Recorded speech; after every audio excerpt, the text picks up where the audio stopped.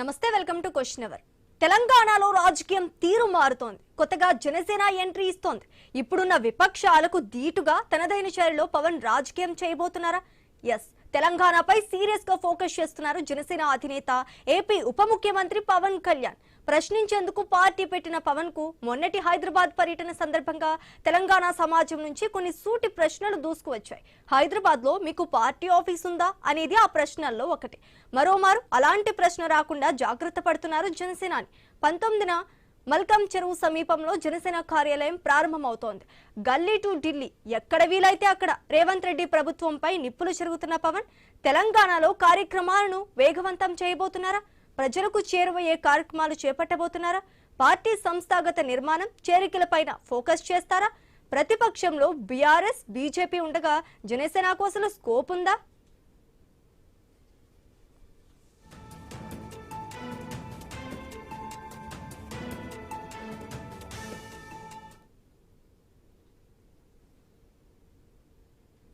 ఇదే అంశానికి సంబంధించి పూర్తి అనలిస్ట్ మా కొలీగ్ హిమబిందు అందిస్తారు. హిమబిందు, చెప్పండి, దీన్ని ఎలా చూడాలంటారు? తెలంగాణలో రాజకీయం తీరు మారుతోందా? తెలంగాణలో సీరియస్ గా ఉన్నారు పవన్ కళ్యాణ్, రాజకీయం కూడా చేయబోతున్నట్టుగా తెలుస్తోంది. దీనికి సంబంధించి అప్డేట్స్ ఏంటి? Yes, thank you Sreeja. తెలంగాణలో జనసేన పార్టీ ఉనికి విస్తరణపై వస్తున్న విమర్శలకు చెక్ పెడుతూ పవన్ కళ్యాణ్ చాలా వ్యూహాత్మకంగా కూడా అడుగులు వేస్తున్నారు.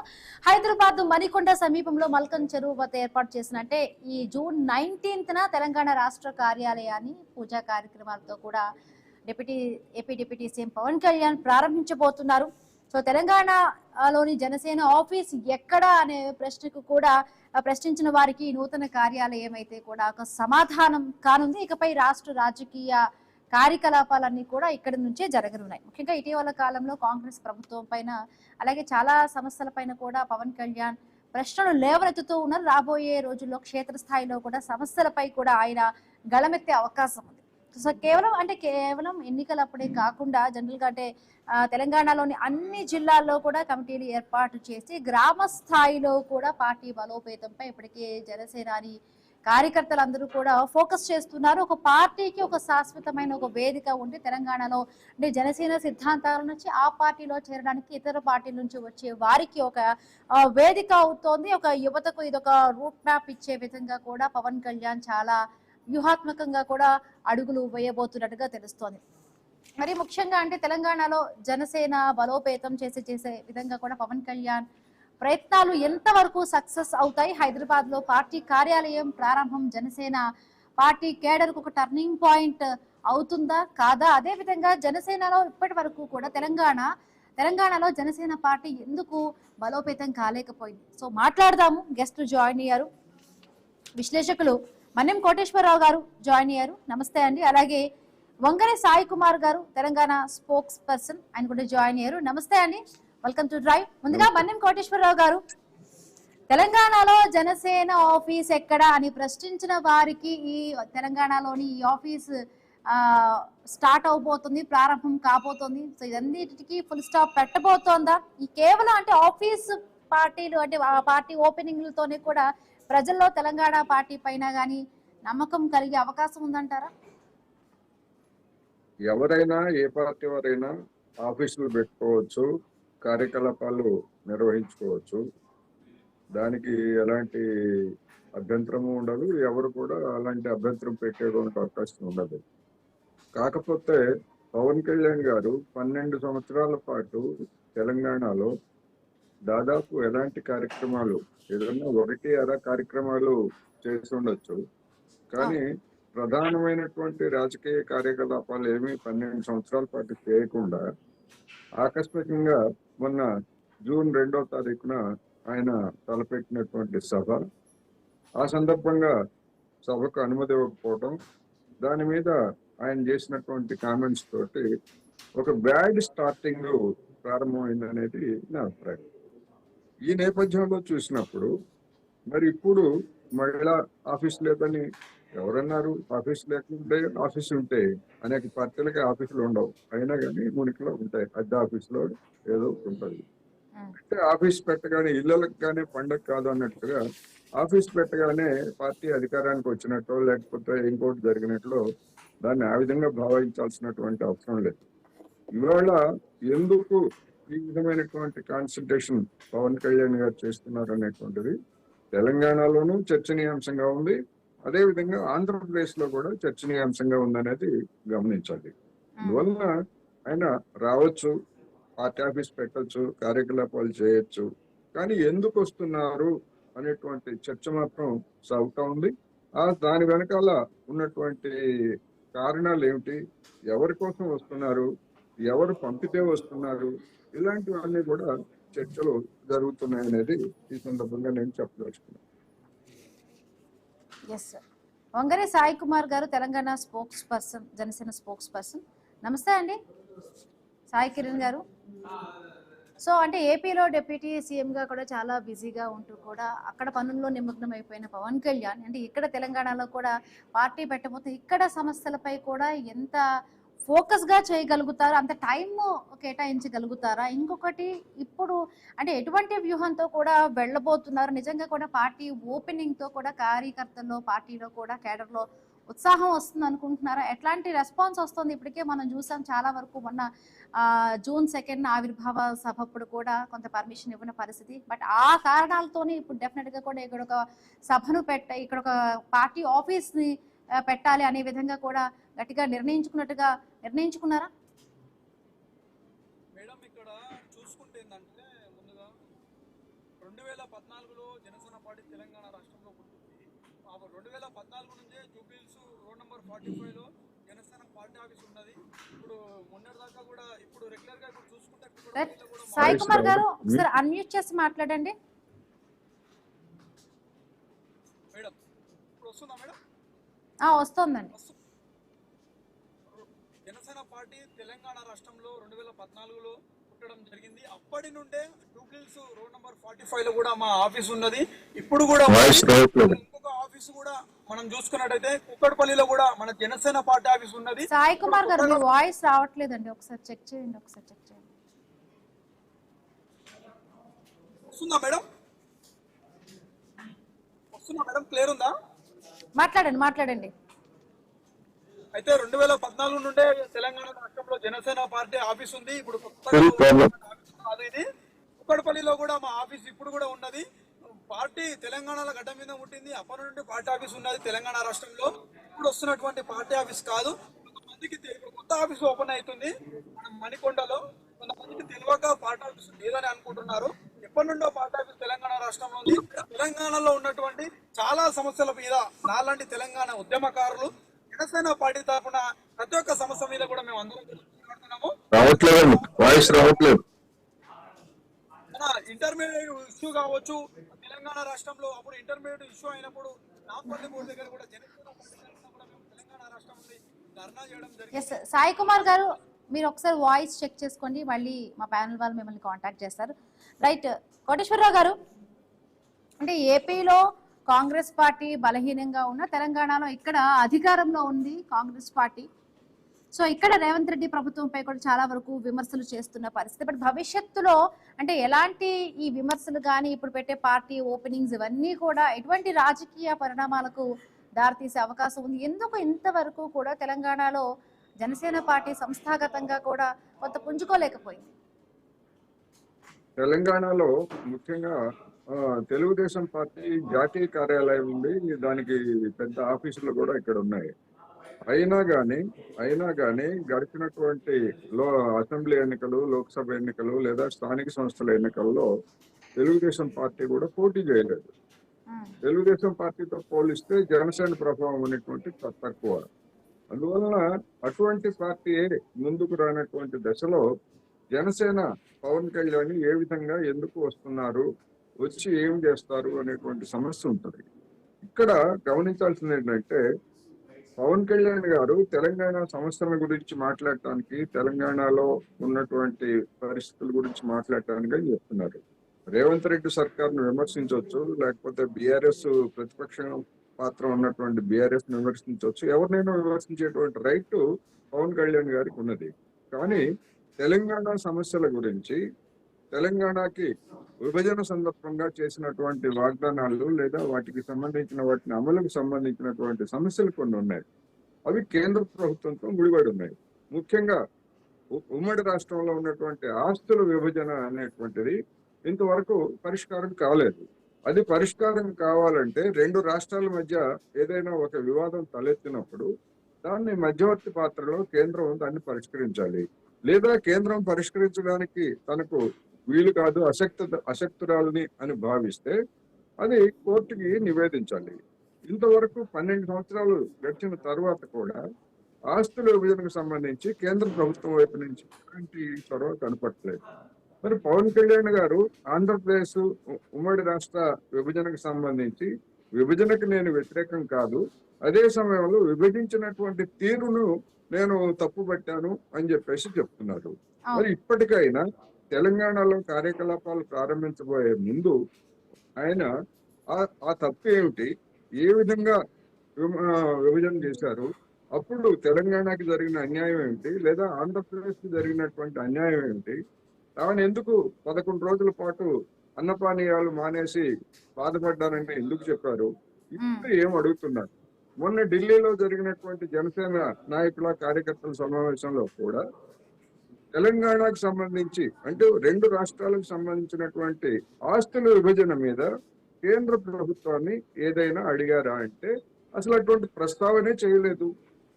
అదేవిధంగా రెండు రాష్ట్రాల మధ్య ఉన్నటువంటి జల వివాదాలు, ఈ జల వివాదాల్లో మరి రెండు రాష్ట్రాల మధ్య ఉన్నటువంటి జల వివాదాలను ఎవరు తీర్చాలి? కేంద్రంలో ఉన్నటువంటి జలవనరుల శాఖ తీర్చాలి. జలవనరుల శాఖ తీర్చలేకపోయినప్పుడు దాన్ని ఏం చేయాలి? కోర్టులకు అప్పగించాలి. ఇప్పటి వరకు ట్రిబ్యునల్ యొక్క అవార్డు ఇంతవరకు రాలేదు. దాన్ని గడువు పెంచి సంవత్సరాల తరబడి దశాబ్దాల తరబడి పెంచుకుంటూ పోతున్నారు తప్ప ట్రిబ్యునల్ ని మీరు అవార్డు ఇవ్వండి, అది తాత్కాలికమా లేకపోతే ఇంకోట ఏదనేది కాదు, ఏదో ఒక అవార్డు ఇవ్వండి, దాని మీద చర్చ జరుగుతుంది. చర్చ జరిగిన తర్వాత రెండు రాష్ట్రాలు పరిష్కరించుకుంటాయి, లేకపోయేట్లయితే న్యాయ వ్యవస్థను ఆశ్రయిస్తాయనేటువంటి వైఖరిని మరి కేంద్రం కూడా తీసుకోవాలి. అది చేయరు, ఇది చేయరు, ఆస్తుల పంపకాలు చేయరు.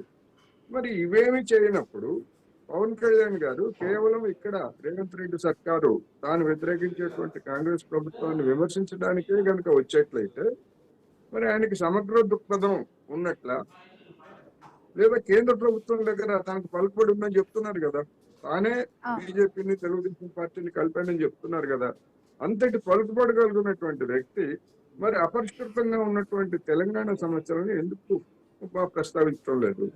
రెండోది మనం చూస్తున్నాం, గత కొద్ది రోజులుగా రేవంత్ రెడ్డి గారు కిషన్ రెడ్డి గారి మధ్య నడుస్తున్నటువంటి ప్రాజెక్టులు, మెట్రో రైలు ప్రాజెక్టు లేకపోతే ఇతర ప్రాజెక్టులు, మరి ఇటువంటివన్నీ కూడా మరి కేంద్రంలో తనకు ఉన్నటువంటి పలుకుబడిని ఉపయోగించి తెలంగాణకి అనుకూలమైనటువంటి నిర్ణయాలు కనుక తీసుకుంటూ ఆయన తెలంగాణలో రాజకీయ ప్రవేశం చేస్తే జనసేనకు లేదా పవన్ కళ్యాణ్కి వ్యక్తిగతంగా కూడా ప్రతిష్ట పెరుగుతుంది. అవేమీ చేయకుండా కేవలం రేవంత్ రెడ్డి అంటే కాంగ్రెస్ సర్కార్ మీద విమర్శల ద్వారానే వచ్చేట్లయితే అది కూడా ఒక రాజకీయంలో భాగంగానే పరిగణించేటువంటి అవకాశాలు స్పష్టంగా కనిపిస్తున్నాయి.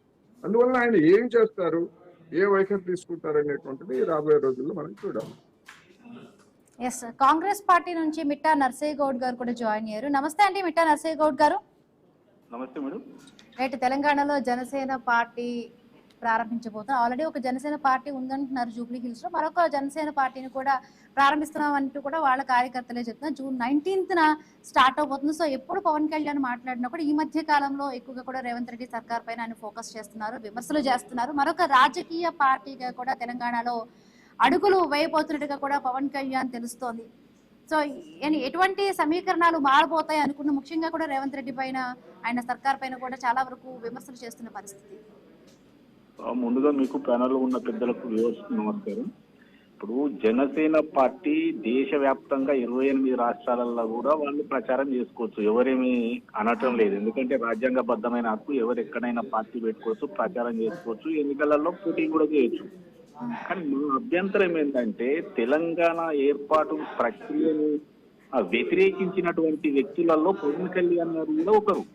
ఎందుకంటే తెలంగాణ ఏర్పాటు పడినప్పుడు 8-10 రోజులు అన్నం తినలేదని చెప్పుకున్న వ్యక్తి, తర్వాత ఇది ఏర్పాటు ప్రక్రియని కరెక్ట్ కాదన్న వ్యక్తి, మరి ఏమని తెలంగాణ ప్రజలను కన్విన్స్ చేయాలని వస్తున్నాడు అనేది ప్రజలే తేల్చుకుంటారు. ఇప్పుడు ఒక పార్టీగా వారు రావచ్చు, వారు ప్రచారం చేసుకోవచ్చు. ఆల్రెడీ ఇంతకు ముందు కూడా వాళ్ళు ప్రచారం చేసిరు, వాళ్ళు ఎన్నికలలో పోటీ పడ్డారు, ఎవరేమో కాదని లేదు. కానీ తెలంగాణ ప్రజలకు ఏం చెప్తారు మీరు? ఇప్పుడు కృష్ణా నది బేసిన్ లో వాటర్ ఇప్పియగలుగుతారా తెలంగాణకు? గోదావరికి సంబంధించిన 968 టీఎంసీలు క్లియర్ చేయగలుగుతారా? మరి విభజన హామీలు తెలంగాణకు రావాల్సిన ఇప్పించగలుగుతారా? మరి తెలంగాణకు మీరు చేయగలిగేది ఏమిటి? కేవలం తెలంగాణ ప్రక్రియను ముందట పెట్టుకొని దాన్ని అబాసుపాలు చేస్తూ దాన్ని వ్యతిరేకిస్తూ మాట్లాడడం తప్ప జనసేన చేయగలిగేది ఏమిటి అనేది ప్రజలు తెలుసుకుంటారు. ఎవరండి వీళ్ళని నమ్మేది? తెలంగాణ ప్రజలు దశాబ్దాలుగా వీళ్ళు కొట్లాట చేసి ఇలా రాజ్యాంగబద్ధంగా ఏర్పడినటువంటి తెలంగాణ ప్రక్రియను వ్యతిరేకిస్తున్న వ్యక్తిని ఎలా రిసీవ్ చేసుకుంటారు తెలంగాణ ప్రజలు? ఇవాళ రేవంత్ రెడ్డి మా గవర్నమెంట్ మీద విమర్శలు సాధారణ విమర్శలు ఎవరైనా చేస్తారు, రాజకీయ విమర్శలు ఎవరైనా చేస్తారు. కానీ నేను సూటిగా అడుగుతున్నా, జనసేన పార్టీ తెలంగాణ కొరకు ఏం చేయదలుచుకున్నది? ఇప్పుడు ఆంధ్రతోటి నీళ్ల పంచాయతీ ఉంది, దాన్ని అది చేయగలుగుతుందా? విభజన హామీలు ఇప్పించగలుగుతుందా? మెట్రో ఫేజ్ 2కు ఏం సాయం చేయగలుగుతుంది? తెలంగాణ ప్రజల ఈ డౌన్ రోడెన్ పీపుల్ కు ఏమి హామీలు ఇవ్వగలుగుతుంది? అసలు వాళ్ళ శక్తి ఎంత, వాళ్ళ బలం ఎంత, వాళ్ళు ఏం చేయగలుగుతారు? ఇవన్నీ కూడా ప్రజలు చూస్తారు కదా. కేవలం భారతీయ జనతా పార్టీకి సైనికుడిలా తెలంగాణలో వచ్చి రేపు పొద్దుగాల చంద్రబాబు నాయుడు, జనసేన, బీజేపీ, టీఆర్ఎస్ అన్ని కట్టగట్టుకొని ఉమ్మడిగా పోటీ చేద్దామని వస్తే వాళ్ళ ఇష్టం, అది ప్రజలు తిరస్కరిస్తారు, అది వేరే విషయం. కానీ జనసేన ఏం చేస్తుందంటే భారతీయ జనతా పార్టీకి ఒక ముకోటగా పనిచేస్తా ఉంది, ఒక బాక్సుగా పనిచేస్తా ఉంది. అంటే భారతీయ జనతా పార్టీ మొదలే తెలంగాణ రాష్ట్రంలో పవన్ కళ్యాణ్ ప్రవేశపెట్టి అదే విధంగా టీడీపీని బలపరుచుకొని టీఆర్ఎస్ ఎట్లాగో చెప్పినట్టు ఉంటుంది. ఎందుకంటే కేసులలో ఇరుక్కొని ఉన్నారు కాబట్టి, భారతీయ జనతా పార్టీ చేతిలో ఉన్నారు కాబట్టి వీళ్ళంతా కట్టగట్టుకొని ఏదో రాజకీయం చేద్దామన్న ప్రయత్నం మీరు చేస్తుండొచ్చు. కానీ మేమేం చేయొద్దని చెప్పట్లే. కానీ జనసేన పార్టీ అలా మల్కాపురంలో మరొక ఆఫీస్ ఓపెన్ చేస్తున్నామని చెప్తున్నారు కదా. ఒక ఆఫీస్ కాదండి, గ్రామానికి ఒక ఆఫీసు ఓపెన్ చేసుకోండి, మిమ్మల్ని ఎవరు కాదంటారు ఒక రాజకీయ పార్టీగా. కానీ వీళ్ళు ఏం చేస్తారు తెలంగాణ ప్రజలకు? ఫస్ట్ మీరు తెలంగాణ ప్రక్రియను విమర్శించడం మానుకుంటే మీకు చెప్పు దెబ్బలు తగ్గుతాయి. మీరు ఇదే మాట ముందర పెట్టుకొని వస్తే చెప్పు దెబ్బలు తప్పకుండా పడతాయి. అరే ఎన్నో సంవత్సరాలుగా కొట్లాడి సాధించుకున్న తెలంగాణ ప్రక్రియను మీరెవరండి వ్యతిరేకించడానికి? సాయి కుమార్ గారు కూడా రెస్పాండ్ అవుతున్నారు. రైట్, మిట్ట నరసయ్య గౌడ్ గారు మళ్ళీ మీ దగ్గరికి వస్తాను. సాయి కుమార్ గారు, అంటే తెలంగాణ మధ్య అలాగే ఏపీ తెలంగాణ మధ్య ఎప్పటి నుంచో కూడా జల వివాదం, దానికి సంబంధించి కూడా ఎటువంటి ఆన్సర్ ఇప్పుడు ఇవ్వబోతున్నారు? ఇంకొకటి, తెలంగాణ విభజనకి ఎప్పుడు కూడా పవన్ కళ్యాణ్ వ్యతిరేకం కాదు, విభజన తీరు నచ్చలేదు, 11 రోజుల పాటు కూడా అప్పుడు భోజనం మానేశారంటూ కూడా ఆయన చాలా సందర్భాల్లో చెప్పిన పరిస్థితి. ఏ విధమైన తీరు నచ్చలేదు, ఇక్కడ విభజనించిన తీరు అంటే తెలంగాణ ప్రజలకు చెప్పాల్సిన అవసరం ఇప్పుడు ఉంది. ఇంకొకటి, ఇప్పటికే తెలంగాణలో కూడా చాలా బలమైన పార్టీలు, అటు ప్రతిపక్షంగా కూడా స్ట్రాంగ్ గా బీఆర్ఎస్ పార్టీ ఉంది, బీజేపీ పార్టీ కూడా బాగా పుంజుకుంటోంది, కాంగ్రెస్ పార్టీ అధికారంలో. బట్ ఇంత త్రిముఖమైన పార్టీలు ఉన్న దీనిలో జనసేన పార్టీ ఏ విధంగా కూడా నిలదొక్కుగా ఉంటుంది? అసలు జనసేన పార్టీ టార్గెట్ ఏ వర్గం అంటారు?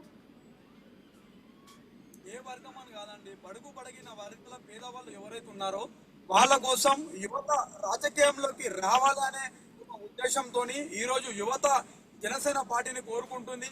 మేము ప్రజల్లోకి వెళ్తాము, ప్రజలలో ఉంటాము, ప్రజా సమస్యల పైన పోరాడతాం తప్ప మేము ఏ రాజకీయాన్ని పార్టీని ఢీకొట్టాల్సిన అవసరం మాకు లేదు, మేము ఢీకొట్టాము. ఇప్పుడు కాంగ్రెస్ పార్టీ నాయకులు నీటి సమస్య ఏదైతే ఉందో దాని గురించి మాట్లాడుతున్నారు కదా, అది ఒక నిమిషానికి పక్కకు పెడితే మన తెలంగాణ ఇప్పటి వరకు కూడా మీరు ఇచ్చిన హామీలు ఒక్కటి కూడా ప్రజలకు లేక కోటేశ్వరరావు గారు వాయిస్ అయితే వస్తుంది, ఒకసారి మీ నెట్వర్క్ చెక్ చేసుకోండి కోటేశ్వరరావు గారు. దెబ్బలు కూడా ఈరోజు కాంగ్రెస్ పార్టీ నాయకులు అందరినీ కూడా ఈరోజు తెలంగాణలో ఉన్నటువంటి నిరుద్యోగులందరూ కూడా చెప్పు దెబ్బతో కొట్టే రోజు దగ్గరకు వచ్చింది. ఎందుకంటే ఇచ్చినటువంటి హామీల పైన ఒక్క హామీ పైన కూడా నిలబడకుండా అడ్డగోలు హామీలు ఇచ్చి ఒక మంత్రివర్గంకి ఐడియా లేదు, ఒక ఎమ్మెల్యేకి ఐడియా లేదు. ఒక ఎమ్మెల్యే వచ్చేమో 19,000 పోస్టులు ఉన్నాయంటాడు, ఇంకో మంత్రి వచ్చేమో 5,000 పోస్టులు ఉన్నాయంటాడు. వీళ్ళకే మంత్రివర్గానికి క్లారిటీ లేదు. ఈ రోజు మనం చూసుకుంటే సోనియా గాంధీ గారు ఆడిపిస్తున్న కీలు బొమ్మలు వీళ్ళందరూ కాంగ్రెస్ పార్టీ నాయకులు. మా జనసేన పార్టీ ఏదైతే ఉందో ఆ పార్టీని ఏ నాయకుడు కూడా ఎవరు కూడా మమ్మల్ని కీలుబొమ్మలాగా ఆడించిన అవసరం లేదు. మీరు కీలుబొమ్మల్లాగా ఆడతారు తప్ప మేము ఎక్కడ కూడా ఆడే పరిస్థితి లేదు. మా ఏమున్నా కానీ మా ఓన్ డిసిషన్ తీసుకొని మేము మీటింగ్ లో అయినా పెడతాం, ఏదైనా చేస్తాం. ప్రజలు ఈ రోజు నిర్ణయిస్తారు. కాంగ్రెస్ పార్టీ ప్రభుత్వం ఆల్రెడీ ఇప్పుడు ప్రజల్లో ఆల్రెడీ ఫెయిల్ అయిపోయింది, ఫెయిల్ అయిపోతున్నది. ప్రజలు మేము ప్రజల్లోకి పోతే ప్రజలు నిర్ణయిస్తారు తప్ప మీరు నిర్ణయించాల్సిన అవసరం లేదు. పవన్ కళ్యాణ్ గారు స్పష్టంగా చెప్పారు, యువత జనసేన పార్టీని కోరుకుంటుంది. మేము ఇక్కడ ఆంధ్ర నుంచి వచ్చి పార్టీలో పనిచేస్తాను. నేను తెలంగాణ బిడ్డగా, తెలంగాణ గడ్డ మీద పుట్టిన బిడ్డగా, తెలంగాణ ఉద్యమకారుడుగా ఈరోజు జనసేన పార్టీని నాలాంటి యువకులు, నాలాంటి యువ రక్తం కోరుకుంటున్నారు. ఆ కోరికల మేరకు పవన్ కళ్యాణ్ గారు వస్తున్నారు. ఇట్లా తప్పు లేదు.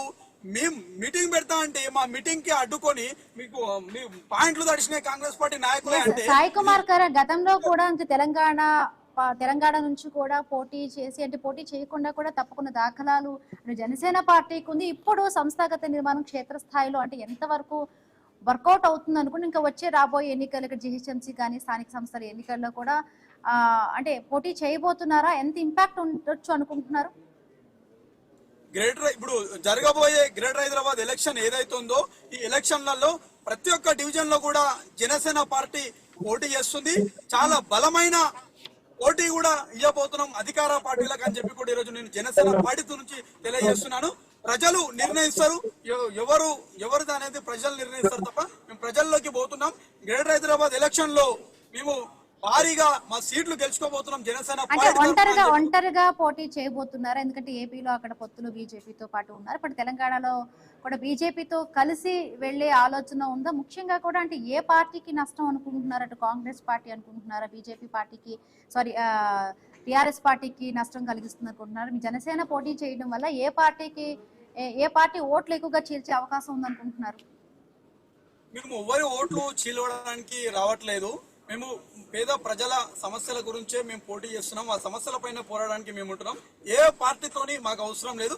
ఆల్రెడీ తెలంగాణ రాష్ట్రంలో కాంగ్రెస్ పార్టీ అటర్ ఫ్లాప్ అయిపోయింది. అది ప్రజలందరికీ కూడా తెలుసు. ఏ నియోజకవర్గంలో పోయినా కానీ, ఏ జిల్లాలలో పోయినా కానీ, ఏ గ్రామాలలో పోయినా కానీ కాంగ్రెస్ పార్టీ తీరు మనందరం కూడా చూస్తున్నాము.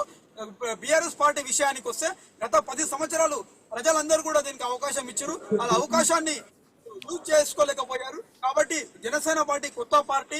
కానీ ఒకవేళ బీజేపీతో అలయన్స్ ఉంటే బీజేపీ పార్టీ ఇప్పటి వరకు తెలంగాణ రాష్ట్రంలో ప్రభుత్వం రాలేదు. కాబట్టి ఈ 2 పార్టీలకు కూడా అవకాశం ఇచ్చే రోజులు కూడా ఉన్నాయని చెప్పి కూడా నేను జనసేన పార్టీ తరఫున తెలియజేస్తున్నాను. ప్రజలందరూ కూడా ఒక్కొక్కసారి ఒక్కొక్క పార్టీకి అవకాశం ఇస్తారు. ఇప్పుడు మనం చూసుకున్నట్లయితే కాంగ్రెస్ పార్టీ హామీలు కూడా ఒక్కటి కూడా ప్రజల్లోకి వెళ్ళలేదు, ఫ్రీ బస్ తప్ప. కాబట్టి ప్రజలందరూ కూడా గమనిస్తున్నారు ఏం జరుగుతుంది అనేది. పవన్ కళ్యాణ్ గారిని కేవలం కాంగ్రెస్ పార్టీ నాయకులు గాని, కాంగ్రెస్ పార్టీలో ఉన్నటువంటి కొన్ని వర్గాలు గాని రాజకీయంగా ఎదుర్కోలేక ఇలాంటి తప్పుడు విమర్శలు చేస్తున్నారని చెప్పి కూడా యావత్ తెలంగాణ ప్రజలందరూ కూడా ఈ రోజు గమనిస్తున్నారు. ప్రజల ఇళ్లకు బుద్ధి చెప్తారు. కానీ మేము మాత్రం గ్రేటర్ హైదరాబాద్ లో బలమైన పోటీ చేయబోతున్నాం అని చెప్పి కూడా జనసేన పార్టీ తరఫున మీకు తెలియజేసుకుంటున్నాము. Right, thank you so much అండి. సాయి కుమార్ గారు, మిట్టా నర్సయ్య గౌడ్ గారు, అలాగే మనం కోటేశ్వరరావు గారు డ్రైవ్ లో పాల్గొనేందుకు. సో చూడాలి, గతంలో తెలంగాణలో పోటీ నుంచి తప్పుకున్న జనసేన పార్టీ ఇప్పుడు మళ్ళీ సంస్థాగత నిర్మాణం క్షేత్ర స్థాయిలో కూడా ఎంతవరకు కూడా సాధ్యమవుతోంది. ఇప్పుడు ఆఫీస్ పెట్టడం వల్ల కూడా జనసేన పార్టీకి ఏదైనా టర్నింగ్ పాయింట్ అవుతుందా అనేది చూడాలి మరికొద్ది రోజుల్లో. ఇది వాటి question hour. Keep watching I news. మీతోనే మీ వెంటే.